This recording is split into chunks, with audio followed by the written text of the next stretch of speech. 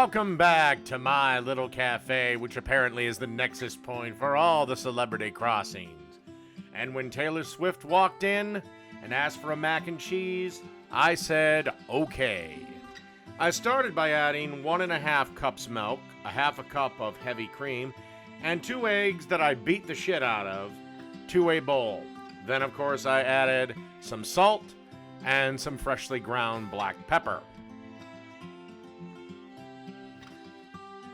And now the secret spice blend that I beat out of a blind chef that lived alone on a mountaintop. What you want to do is add a 1/4 teaspoon of garlic powder and a 1/4 teaspoon of onion powder to this. And again, you should add about a teaspoon of salt and about a teaspoon of pepper if you were going. I just eyeballed the salt and pepper. And now you want to add 2 cups of cheddar cheese and 2 cups of pepper jack cheese that I shredded up in my food processor that you can obviously see. And then you just want to give this a good mix around till everything's mixed together. By the way, while you're doing this, you should have a pot of water on the stove, a nice pot of salted boiling water. And you're going to want to cook up 1 pound of macaroni noodles or penne noodles or whatever you like. I decided to go with cavatappi noodles. You'll see in a second. They're the little spiral noodles you can see in a store. That's the one I went with. Okay, now we're going to add our 1 pound of cavatappi pasta. And then just want to grab a spoon and you want to stir this until everything is coated. Oh, by the way, you should be preheating the oven to roughly 350 degrees.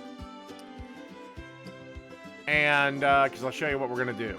Okay, in a 9x13 glass baking dish that you sprayed with Pam.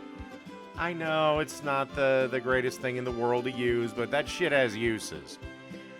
Now you want to take all this cheese mix and kind of evenly distribute it. Okay, and now you want to add approximately 2 cups or 8 ounces of cheddar cheese to the top of this mac and cheese.